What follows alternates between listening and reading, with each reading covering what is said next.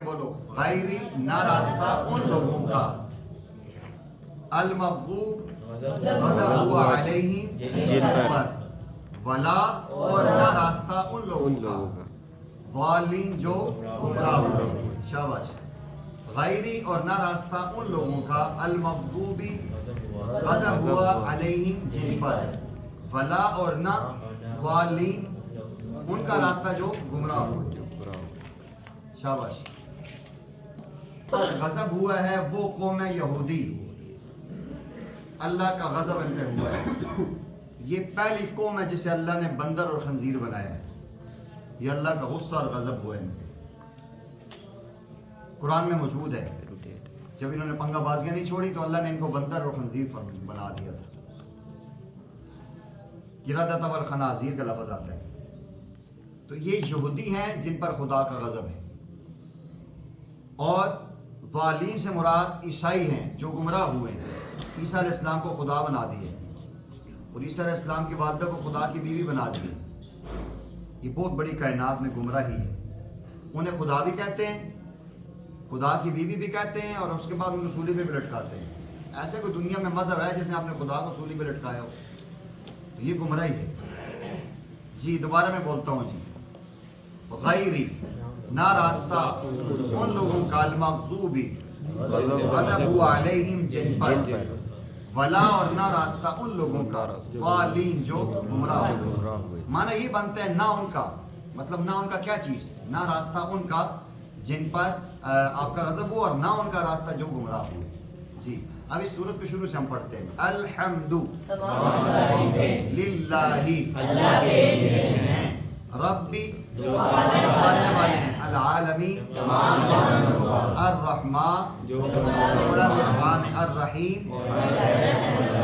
مالکی یوم الدین ایاک نعبد وإیاک نستعین اہدنا الصراط الذین ان لوگوں کا انعمت انعام کیا آپ نے، یا تو نے، علیہم جن پر، غیری نہ راستہ ان کا، المغضوبی غضب ہوا علیہم جن پر، ولا الضالین اور نہ راستہ ان لوگوں کا جو گمراہ ہوئے. اچھا یہ تو اس کا ہوا ترجمہ مکمل. اگلی بات ایک میں بتانے لگا ہوں، آج بھی بتاؤں گا، اور انشاءاللہ نیکسٹ آنے والے سبق میں بھی اس کو دوبارہ ہم ریپیٹ کریں گے. الفاظ تھوڑے سے مشکل ہیں سمجھانے کے لیے. اس سورہ فاتحہ میں اللہ نے 10 باتیں بیان کی ہیں. سورہ آپ نے لکھنی ہے. 10 باتیں اللہ تعالیٰ نے اس سورت میں بیان کی ہیں. 5 باتیں جو ہے وہ اللہ کے متعلق ہیں، اور 5 باتیں جو ہے نا وہ بندے کے متعلق ہیں. یہ تھوڑی سی ہے، اور انہی 6 آیات 7 آیات میں میں نے عرض کیا ہے کہ سورہ فاتحہ میں اللہ تعالیٰ نے 10 باتیں بیان کروائی ہیں. 10 باتیں ان میں سے 5 اللہ کے متعلق ہیں اور 5 بندے کے متعلق ہے. پہلی جو اللہ کے متعلق ہے یہ ہے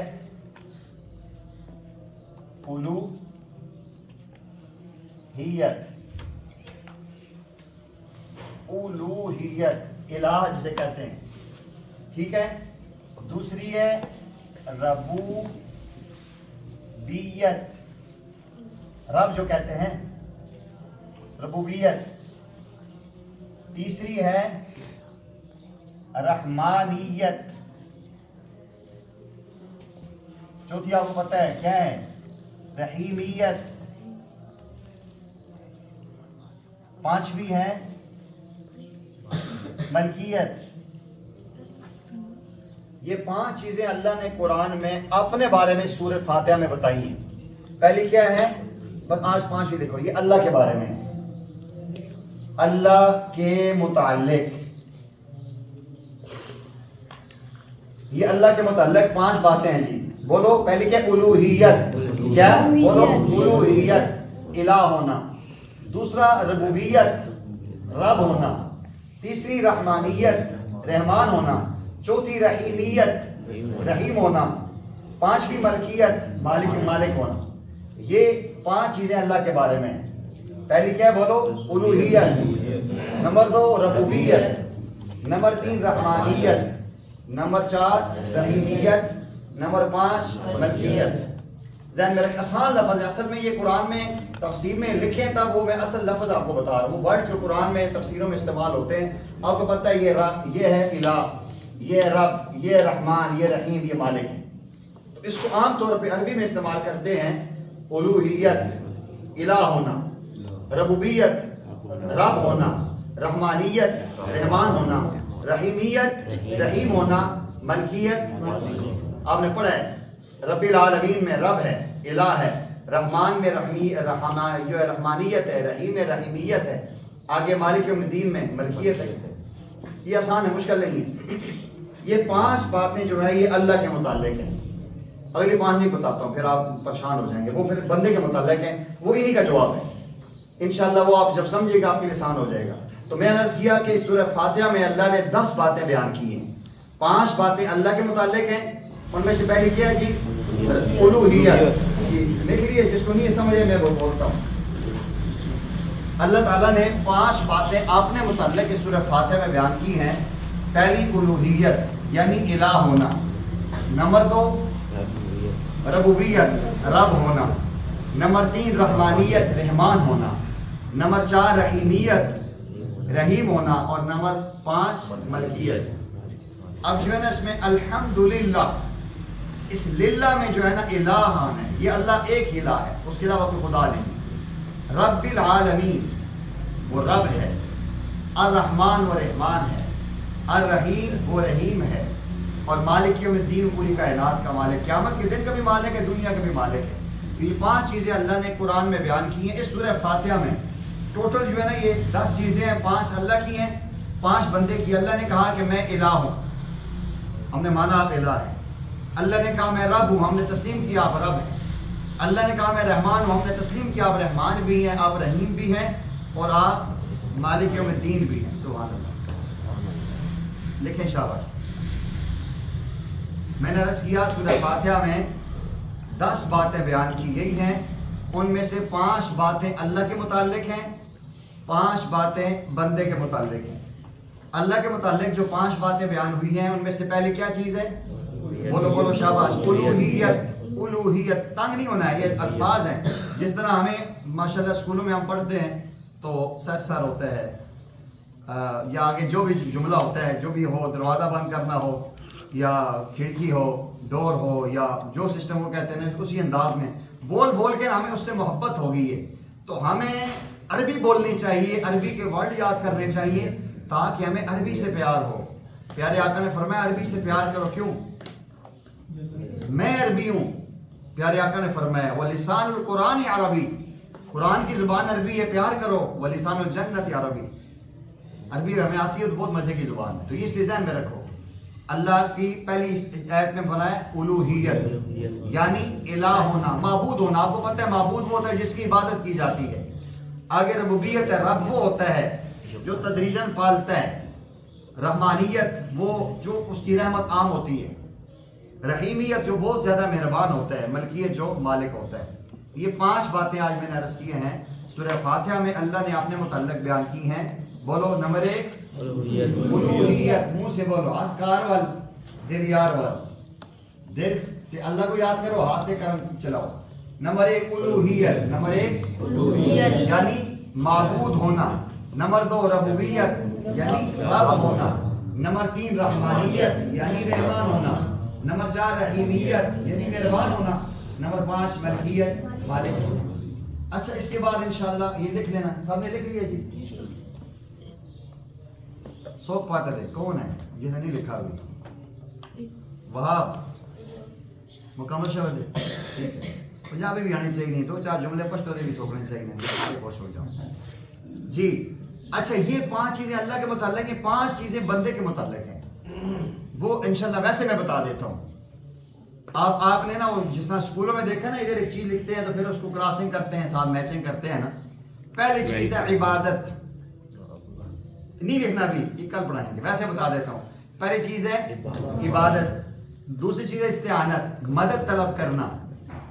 2 نمبر 3 ہدایت طلب کرنا.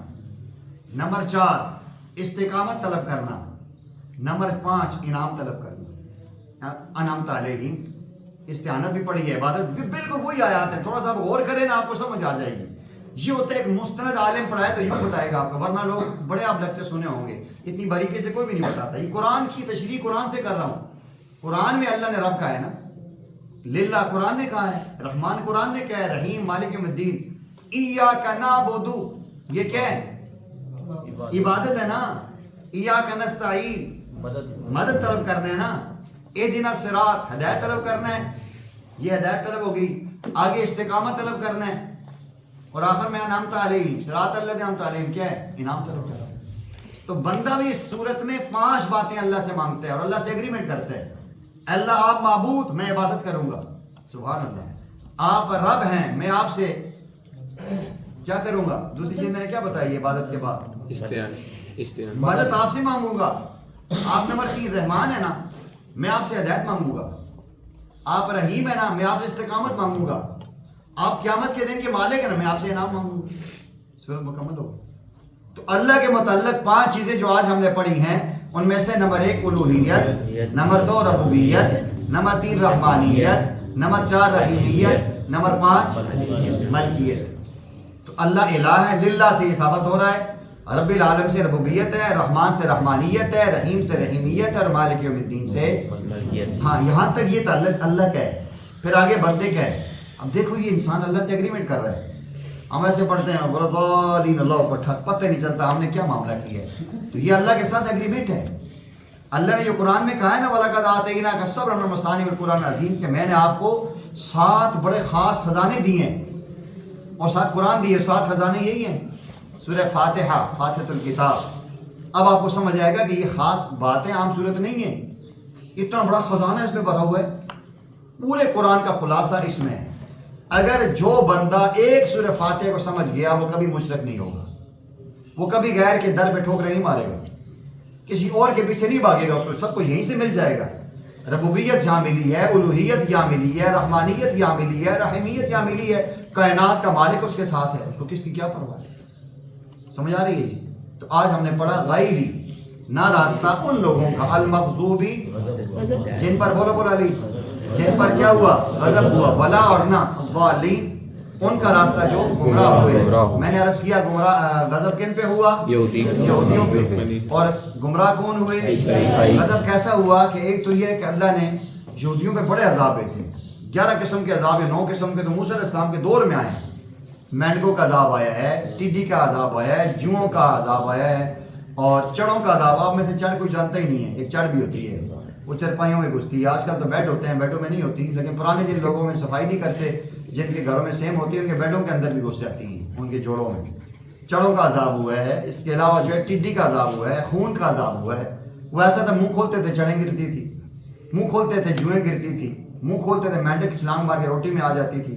یہ اتنے بڑے بڑے عذاب ہیں، انہیں پنگا بازی بہت کی ہے خدا کے ساتھ۔ پھر اللہ تعالیٰ نے آخر میں انجام یہ کیا ہے کہ بندر اور خنزیر بنا دیے۔ لیکن آج کا جو بندر ہے یہ وہ نہیں ہے، اب یہ بندر وہ نہیں ہے، یہ اللہ کی الگ مخلوق ہے۔ وہ چند دنوں کے لیے تھے، پھر اللہ نے ان کو مار دی۔